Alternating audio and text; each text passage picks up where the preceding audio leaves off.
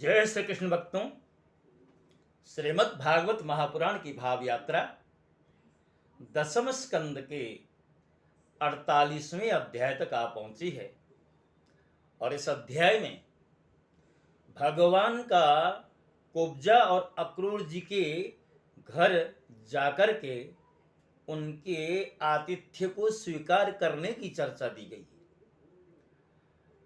भगवान सुखदेव जी कहते हैं, राजन, अथ विज्ञाय भगवान सर्वात्मा सर्वदर्शनः सैरन्ध्र्यः कामतप्तायः प्रियमिच्छन् गृहं ययौ।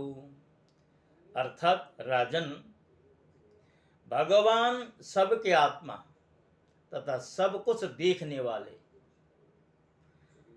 भगवान श्री कृष्ण अपने से मिलन की आकांक्षा रखकर व्याकुल हुई कुब्जा का प्रिय करने के लिए, उसे सुख देने के लिए कुब्जा के घर में गए। कुब्जा का घर बहुमूल्य सामग्रियों से संपन्न था। उसमें श्रृंगार रस का उद्दीपन करने वाली बहुत सी साधन सामग्री भरी हुई थी। मोती की झालरें और स्थान स्थान पर झंडियां भी लगी हुई थी, चंदोबे लगे थे और सुंदर सेज बिछाई गई थी और बैठने के लिए बहुत सुंदर सुंदर आसन लगाए गए थे। धूप की सुगंध फैल रही थी उस घर में।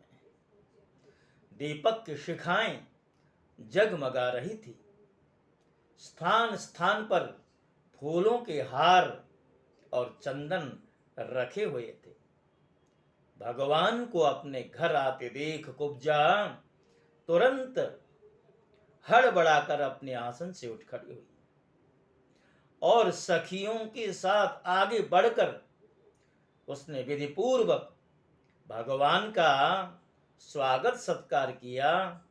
फिर श्रेष्ठ आसन पर अर्घ्य आदि देकर विविध उपचारों से उनकी विधिपूर्वक पूजा की। कुब्जा ने भगवान के परम भक्त उद्धव जी की भी समुचित रीति से पूजा की, परंतु वे उसके सम्मान के लिए उसका दिया हुआ आसन छूकर धरती पर ही बैठ गए। अपने स्वामी के सामने उन्होंने